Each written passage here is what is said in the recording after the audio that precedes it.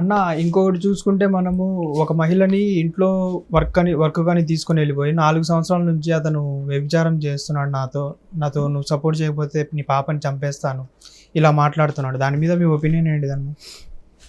ఇక్కడ జరిగింది ఏంటంటే, యాక్చువల్గా కొన్నేళ్ల క్రితం పెద్దాపురం అనేది ముంబై రెడ్ లైట్ని తలపించేలాగా, కత్తియావాడిని తలపించేలా ఉండేది. వీధుల్లో వెంట నిలబడే ఆడవాళ్ళు, అరుగుల మీద కూర్చొని అటు ఇటు వెళ్ళే వాళ్ళకి సైగలు చేసేవాళ్ళు, కొంచెం దూరంగా అట్లా అదే పని కోసం వచ్చే వాళ్ళని వాళ్ళకి తెలిసినా ముందు నా దగ్గరికి రా, పక్కింటికి వెళ్ళకు, నా దగ్గర రాని కైపుగా పిలిచేవాళ్ళు ఉండేవాళ్ళు. కొన్ని స్వచ్ఛంద సంస్థలు, మత పెద్దలు, రాజకీయ నాయకులు, వీళ్ళందరూ కలిసి 15 ఏళ్ల క్రితం దాన్ని భూస్థాపితం చేసి ఈ పడుపు వృత్తిలో ఉండే వాళ్ళందరినీ చెల్లాచెదురు చేసేసారు. ఆ తర్వాత ఇప్పుడు ఆఫ్టర్ లాంగ్ టైం 15 ఏళ్ళ తర్వాత సీన్ మారిపోయింది. గతంలో పెద్దాపురం ఎలా ఉండిందో అలాగే ఉండింది. సింహ సన్నీ, సింహ నాగలక్ష్మి, బాపనమ్మనో బాసనమ్మనో ఏంటో అప్పుడు పేరేదో ఉంది, వాళ్ళమ్మ భార్య, ఈయన అందరూ కలిసి ఇంతకుముందు వీళ్ళకి విడివిడిగా ఈ గృహాలు ఉండేవి. ఇప్పుడు వీళ్ళందరూ కలిసి ఒకటైపోయి చాలా పెద్ద దందా చేస్తున్నారు. ఇంతకుముందు ఎలా ఉండేదంటే వీళ్ళు కొట్టుకు చచ్చేవాళ్ళు, మాది మాది మాది అని. ఇప్పుడు వీళ్ళంతా ఏకమై అక్కడ రాజ్యం వెళ్తున్నారు. ఆ స్టేజ్కి వచ్చింది. సో ఒక ఆవిడ పాపం వైజాగ్ నుంచి వచ్చి కూతురుతో పాటు అక్కడికి వస్తే వీళ్ళకి పెళ్లి చేసినట్టు చేయించేసి ఆమెను అక్కడ వృత్తిలో దించేశారు. బేసిక్గా ఈ వృత్తిలో ఉన్న ఆమె కొన్నేళ్ళ పాటు అలాగే ఉండింది. ఆవిడ ఇప్పుడు అదేంటిది, పాపకి పాపం ఏదో ఒంట్లో బాగాలేకపోతే వైజాగ్ తీసుకెళ్ళి KGH ఇక్కడ హాస్పిటల్లో 2 months నుంచి చికిత్స చేపిస్తున్నారు. ఆవిడ బయటకు వచ్చి చెప్పేసరికి వాళ్ళు తవ్వకాళ్ళు బయటపడగా ఇవన్నీ బయటపడుతున్నాయి. అసలు ఏం జరిగింది అంటే, వీళ్ళు మళ్ళీ ఎలా వచ్చారు, అప్పుడు ఈ వృత్తిని మానిపించాక వీళ్ళకి ఎలా బతకాలో అర్థం కాల. ఇలా అమ్మాయిలను ట్రాప్ చేయడం, అక్కడ దించడం చాలా సింపుల్ వీళ్ళకి. మిగతా వాళ్ళు కూడా పెళ్లి చేసుకుని అక్కడ అమ్మాయిలను అమ్మేసిపోయేవాళ్ళు. ఆ వృత్తి చాలా బాగుంది, పోలీసులు ఏం చేయలేరా అని అడిగితే ఇన్స్పెక్టర్ స్థాయి వ్యక్తులు వస్తేనే అరెస్టులు ఉంటాయి, నార్మల్ పోలీసులు ఏం చేయలేరు అని అక్కడ వాళ్ళు నమ్ముతున్నారు.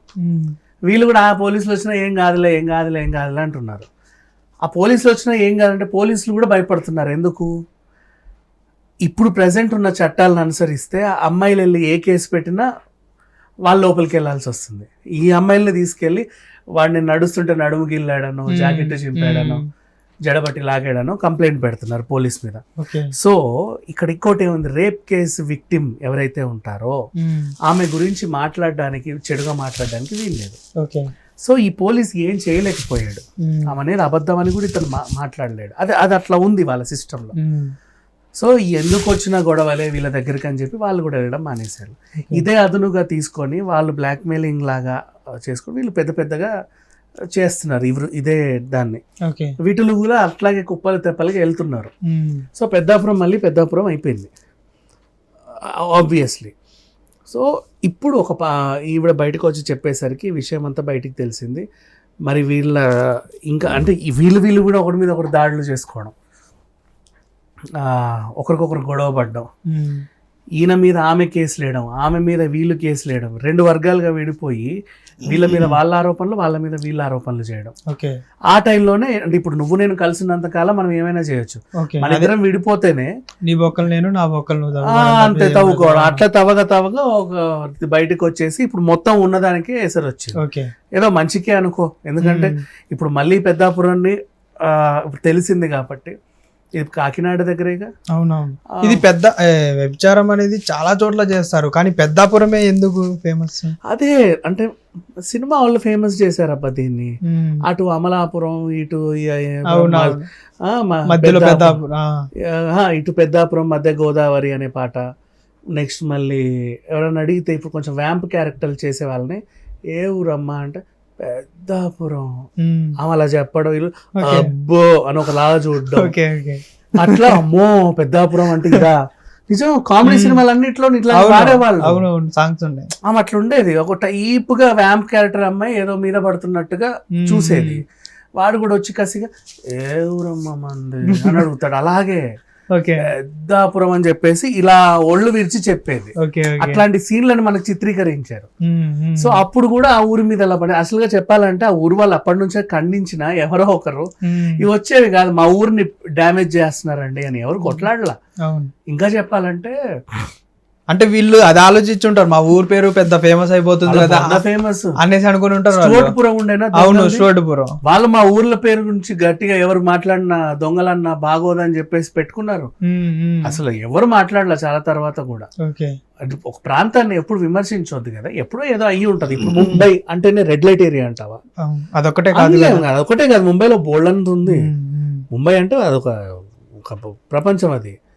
అట్లా అనలేము దాన్ని, ఇది కూడా అట్లా అనలేము. కాకపోతే అది సిటీ అయ్యేసరికి బతికింది, ఇది పెద్దాపురం ఒక ఊరు అయ్యేసరికి ఆ ఊరికి నువ్వు రైల్వే స్టేషన్ లో దిగినా, ఎవరన్నా పల్లీలు అమ్ముకునే ఆడేది కనిపించినా, కంకులు కాల్చుకునే ఆడేది కనిపించినా, నీ చూపులన్నీ ఇంకోలాగా ఉండిపోతాయి. అంటే వీళ్ళందరూ ఇదే అన్నట్టు ఫిక్స్ అయిపోయి ఇష్టం ఉన్నట్టు మాట్లాడుతున్నారు. అలా మాట్లాడకూడదు.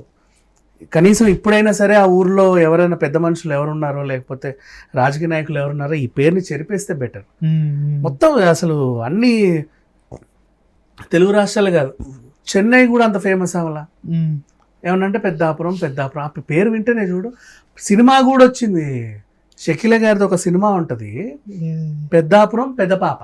అవును, పెద్దాపురం పెద్ద పాప. అవును, పెద్దాపురం పెద్ద పాప అంటే వాళ్ళు ఎలా ఫీల్ అవుతారు, వాళ్ళకు కూడా ఉంటది కదా. సో అదొక చెరిపేస్తే బాగుండేదని ఒక చిన్న ఫీలింగ్ అంతే. అదే ఎందుకు ఇదంతా ఇప్పుడు ఈవిడ సడన్ గా ఇప్పుడు బయటికి రావడానికి కారణం ఆ పాపేనా? మంచికే కదా వచ్చింది, కనీసం ఒక ఆవిడ బయటకు వచ్చింది, సంతోషం.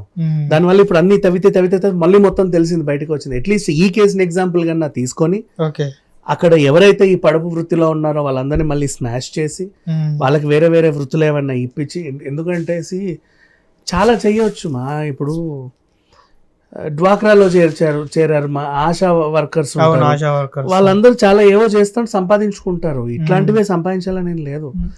ఆ కుట్టు మిషన్లు, వీళ్ళందరికీ ఫ్రీగా కుట్టు మిషన్లు ఇస్తారు. వాళ్ళు ఇళ్లలో కూర్చొని చక్కగా మిషన్స్ ఏవేవో బ్యాగులు అవన్నీ కుడితే మనకి ఇక్కడ నుమాయిష్ ఎగ్జిబిషన్ కి వచ్చేవి, మహిళల చేత ఇవి కుట్టించావు. వాళ్ళకి చేయూతనివ్వండి ఏదో ఒకటి, ఇలాగే చేయించాల్సిన అవసరం ఏం లేదు కదా. ఓకే, కానీ నువ్వు ఎంత కష్టపడి ఎన్ని పనులు చేసినా కానీ పెద్దాపురం అంటే ఇక పెద్దాపురం ఆ ఊరు పేరు బట్టే వీళ్ళకి ఆ నెగిటివిటీ అనేది స్ప్రెడ్ అవుతుంది, ఒళ్ళు హూనం అయిపోతుంది 10 మంది ఒంటి మీద పడితే. అవునా, రోగాలు వస్తాయి.